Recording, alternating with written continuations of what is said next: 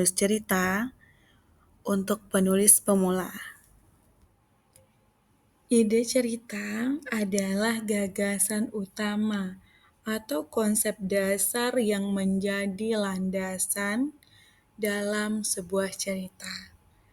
Ide ini dapat berupa premis sederhana, bisa berupa konflik tertentu yang sedang terjadi di lingkungan, bisa juga berasal dari pesan yang ingin disampaikan penulis melalui cerita bagi orang terdekat, bagi masyarakat, atau siapapun yang ingin dituju oleh penulis itu sendiri.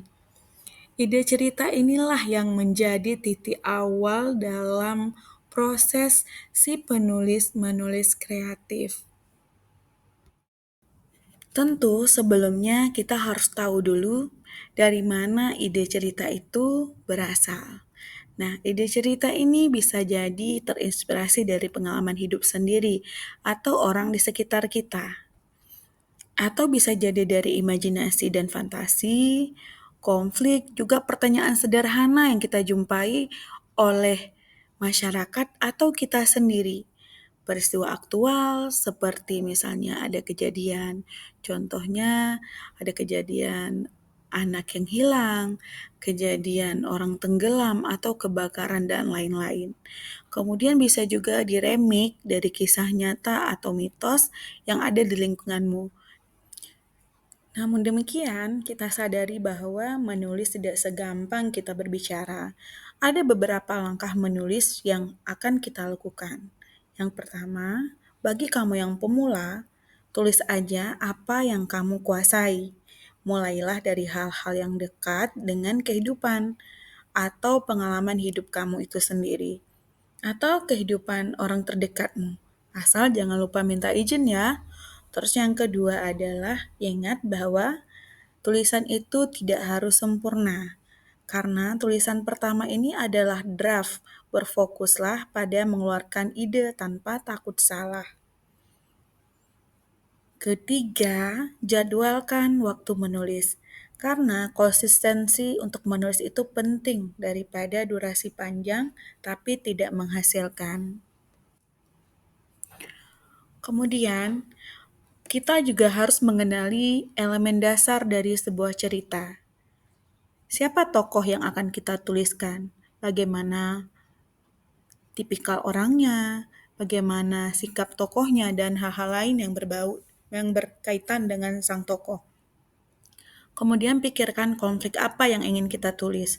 Lalu ceritakan di mana latar cerita itu terjadi dan kapan.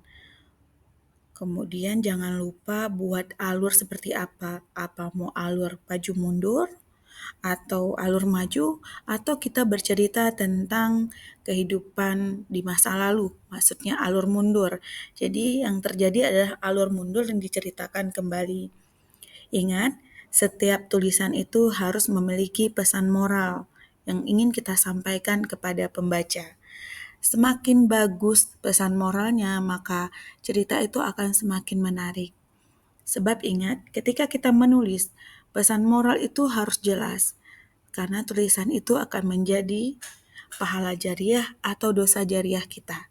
Maka, tulislah yang baik agar mendapat pahala jariah dari tulisan kita.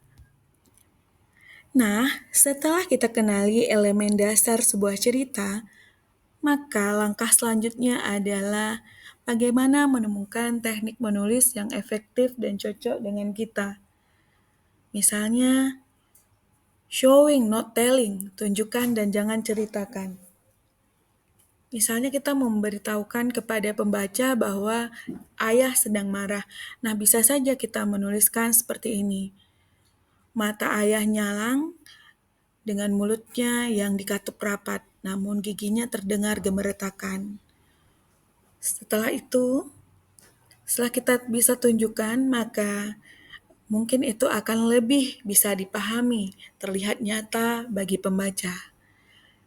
Setelah itu, selain menulis dengan tunjukkan dan jangan ceritakan, kita juga bisa gunakan 50% dialog dan 50% narasi. Dialog ini akan membuat cerita kita itu lebih terasa hidup dan nyata.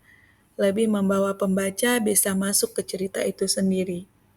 Kemudian ingat, ketika kita membuat 50% narasi, buatlah paragraf yang pendek dan tidak bertele-tele. Yang perlu kita perhatikan adalah ketika menulis atau ketika proses menulis itu terjadi, jangan sebentar-sebentar edit. Kita cukup menuliskan tulisannya dulu sampai selesai. Nanti kamu akan punya waktu untuk membaca kembali cerita tersebut, untuk diedit apabila dirasa tidak tepat, atau ketika kamu baca kembali kamu menemukan typo atau kesalahan pada ejaan. Itu bisa kamu lakukan setelah semua proses menulis itu selesai. Karena kalau kamu bentar-bentar perbaiki, itu sama saja seperti membangun sebuah rumah, kamu udah punya desainnya, lagi dibangun oleh tukang, tiba-tiba kamu punya ide baru, lalu kamu robohkan kembali rumah yang sedang dibangun. Itu akan membuat makan waktu banyak sekali, sehingga tidak dianjurkan untuk edit sebentar-sebentar. Nanti setelah selesai, itu ada proses editnya. Kemudian ingat satu hal, bahwa setiap penulis mau sepro apapun dia, pada awalnya ia adalah penulis pemula. Jadi kamu, bukan cuma kamu sendiri yang merasakan gimana takutnya ada kesalahan, bagaimana memulainya. Semua penulis pernah berada pada fase yang sama dengan kamu. Intinya, ketika kamu sudah menginginkan menjadi penulis atau sudah beritikat untuk menjadi penulis, yang harus kamu lakukan adalah mulailah menulis dari hal-hal yang sederhana yang kamu kuasai.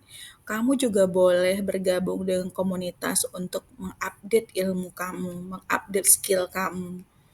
Setelah kamu dapat ilmunya, kemudian fokuslah dengan menyelesaikan draft tulisan kamu. Ingat, komunitas yang saya maksudkan tadi adalah komunitas untuk menulis. Misalnya seperti Sahabat Tulis Ika, KBM Up, dan banyak lagi komunitas menulis yang bisa membuat upgrade ilmu kamu. Kemudian jangan lupa selanjutnya, jangan pernah takut salah. Karena semua tulisan itu pasti ada pembacanya. Bagus tidaknya tulisan kamu adalah kamu sendiri yang menentukannya. Kalau kamu merasa tulisanmu kurang bagus, maka upgrade ilmu kamu. Tapi ketika orang mengatakan tulisan kamu tidak bagus, bukan berarti mereka berbohong. Kamu juga bisa belajar dari kritik dan saran dari mereka.